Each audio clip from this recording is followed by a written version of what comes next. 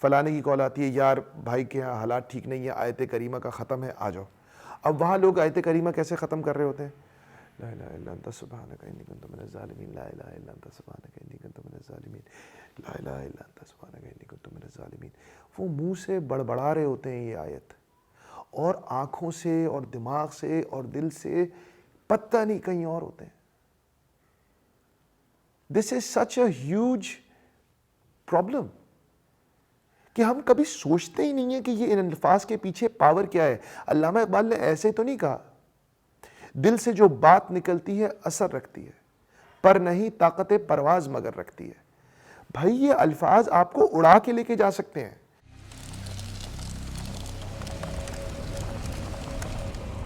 السلام علیکم ورحمۃ اللہ وبرکاتہ۔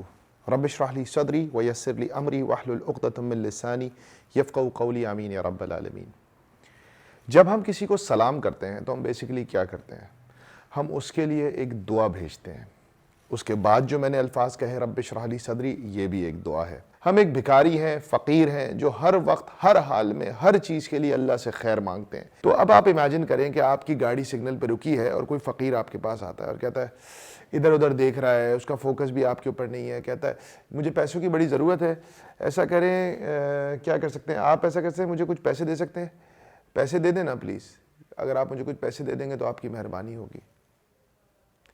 تو آپ اس کو حیرت سے دیکھیں گے، بلکہ شاید آپ کو لگے یہ میرے ساتھ کوئی مذاق کر رہا ہے۔ لیکن اسی جگہ ایک اور فقیر آئے، وہ رو رہا ہو، اس کے ہاتھ بندھے ہوئے ہوں، اور وہ آپ کی گاڑی کے پاس اپنی ان نم آنکھوں کے ساتھ آپ کی گاڑی پر منہ سے الفاظ نکالے بغیر بھی بس ہاتھ یوں کر کے کھڑا ہو، تو آپ کے دل پہ کیا گزرے گی؟ یہی وہ بنیادی فرق ہے جو ہمیں اپنی دعاؤں میں اللہ سبحانہ و تعالیٰ کے ساتھ لانے کی ضرورت ہے۔ آج جس پہلی دعا سے میں آغاز کر رہا ہوں وہ شاید one of the most recited دعاز ہے۔ وہ دعا اتنی پاورفل ہے، وہ اتنی مشہور ہے کہ اس دعا کے لیے ایک الگ نام ہے اور اس کو آیت کریمہ کہا جاتا ہے۔ مختصراً میں واقعہ آپ کو جلدی سے بیان کروں گا کیونکہ وہ اس کا اصل مقصد نہیں ہے۔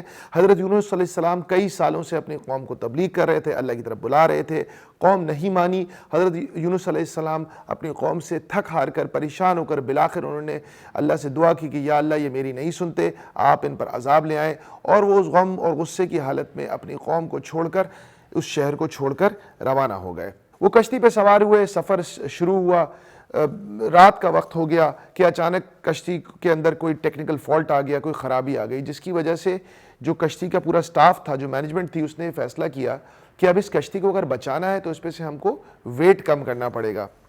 تو انہوں نے اپنا کچھ حساب لگایا، اس کے حساب سے کسی ایک آدمی کو کشتی سے اترنے کی ضرورت تھی۔ اب اترنا کیا تھا؟ اس آدمی کو موت کے حوالے کرنا تھا، کیونکہ وہ آدمی کشتی سے نیچے سمندر میں پھینک دیا جاتا۔ قرآن اندازی ہوئی، پہلی دفعہ حضرت یونس علیہ السلام کا نام نکلا، سارے لوگ پریشان ہو گئے۔ وہ جانتے تھے کہ وہ ایک بزرگ ولی اللہ نیک ترین شخص ہیں۔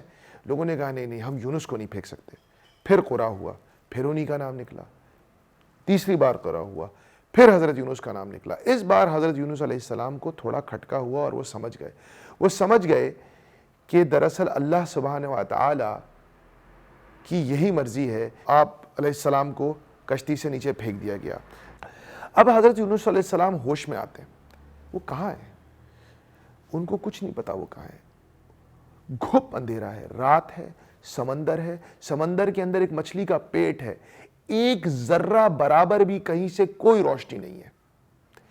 دوسرا، مچھلی کا پیٹ ہے بھائی، کوئی آکسیجن ٹینک تو ہے نہیں کہ وہاں پہ زبردست آکسیجن کی سپلائی ہو رہی ہوگی۔ مچھلی کے پیٹ میں تو اور دوسری گیسز ہوں گی، ان کو آکسیجن بھی نہیں مل رہی ہوگی، ان کو سانس بھی نہیں آ رہی ہوگی، ان کو شدید گھٹن کا سامنا ہوگا۔ تیسرا، مچھلی کے پیٹ میں یا کسی بھی جاندار کے پیٹ میں ہر وقت بہت سارے ایسڈز موجود ہوتے ہیں جو اس کے پیٹ میں آنے والے کھانے کو گلانے کا کام کرتے ہیں۔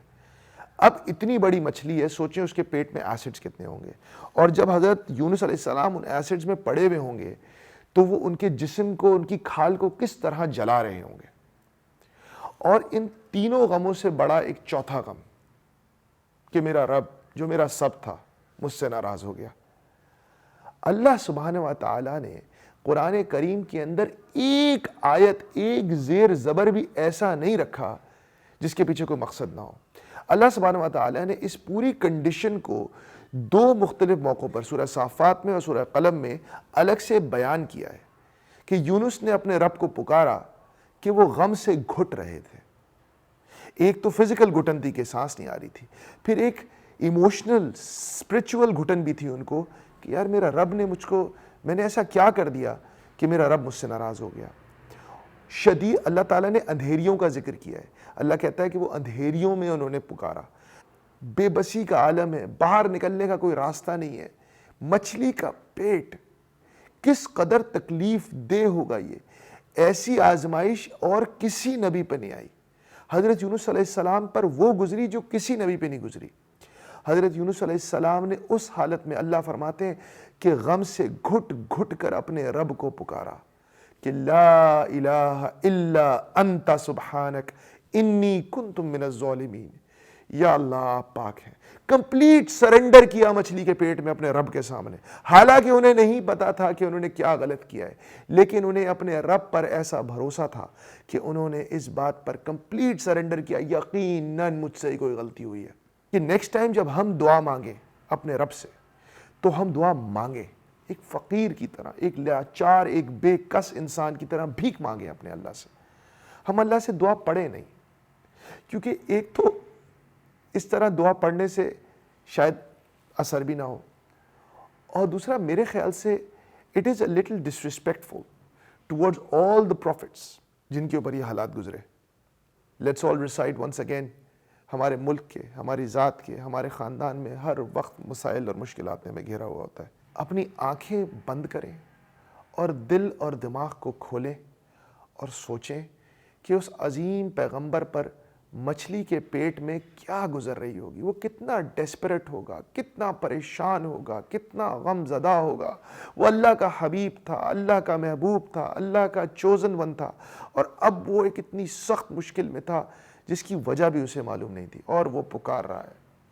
اللہ تعالیٰ فرما رہے ہیں یونس نے پکارا لا الہ الا انت سبحانک انی کنت من الظالمین.